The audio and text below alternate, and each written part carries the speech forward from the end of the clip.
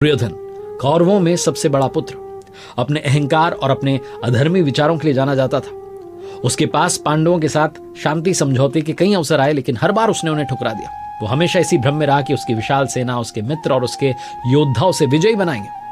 भगवान ने पांडवों की ओर से शांति का प्रस्ताव लेकर हस्तिनापुर में दुर्योधन से मुलाकात की।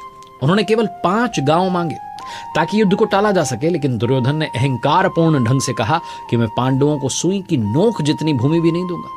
यह उसके पतन की शुरुआत थी। युद्ध के लिए दोनों पक्ष तैयार हुए। श्री कृष्ण ने दोनों पक्षों को विकल्प दिया। एक और वे स्वयं थे, दूसरी ओर उनकी नारायणी सेना थी। दुर्योधन ने नारायणी सेना को चुना, जबकि अर्जुन ने भगवान श्री कृष्ण को। यह निर्णय दुर्योधन की पहली बड़ी गलती थी, लेकिन वो उस समय इसे समझ नहीं पाया। कुरुक्षेत्र का युद्ध आरंभ हुआ और 18 दिनों के भीषण संघर्ष के बाद पांडवों की जीत हुई। कौरवों की विशाल सेना और उनके महान योद्धा जैसे भीष्म, द्रोणाचार्य, कर्ण सब मारे गए। अंत में केवल दुर्योधन बचा, जो एक झील में जाकर के छुप गया।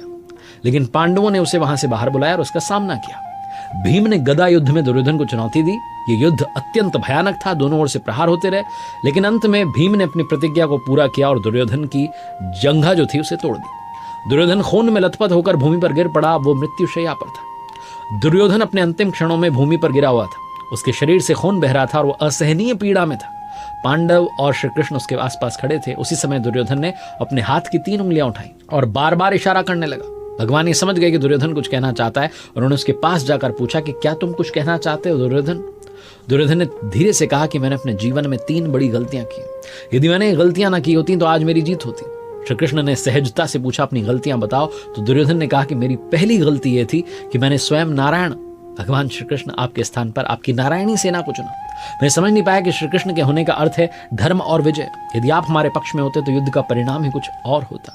दुर्योधन ने दूसरी गलती बताई कि वो गलती ये थी कि जब मेरी माता गांधारी ने मुझे अपने समक्ष नग्नावस्था में आने को कहा तो मैंने लज्जा के कारण अपने शरीर को पत्तों से ढक लिया। यदि मैंने उनकी बात मानी होती तो मेरा पूरा शरीर वज्र का बन जाता और मुझे कोई भी योद्धा परास्त नहीं कर पाता। लेकिन मैंने लज्जा के कारण उनकी आज्ञा का पालन नहीं किया और यही मेरी हार का कारण बना। और अपनी तीसरी गलती बताते हुए दुर्योधन ने कहा कि मेरी तीसरी गलती यह थी कि मैं युद्ध में अंतिम समय में गया। यदि मैं युद्ध के आरंभ में ही चला जाता तो शायद मैं अपने भाइयों को, मित्रों को बचा सकता था, लेकिन मैंने देरी की और इसका परिणाम यह हुआ कि मेरे सभी प्रिय मुझसे पहले ही मारे गए। दुर्योधन की बातें सुनने के बाद भगवान ने विनम्रता से कहा कि दुर्योधन, तुम्हारी हार का कारण केवल ये 3 गलतियां नहीं थी। तुम्हारी हार का असली कारण तुम्हारा अधर्मी व्यवहार था। तुमने अपनी ही कुलवधू का वस्त्र हरण करवाया, धर्म और सत्य का अपमान किया और अहंकार में डूबे रहे। तुम्हारे कर्मों ने तुम्हारे भाग्य को लिखा है। ये 3 गलतियां तो मात्र बाहरी कारण है। भगवान ने आगे कहा कि यदि तुमने अपने जीवन में धर्म का पालन किया होता तो तुम्हें आज इस स्थिति का सामना नहीं करना पड़ता।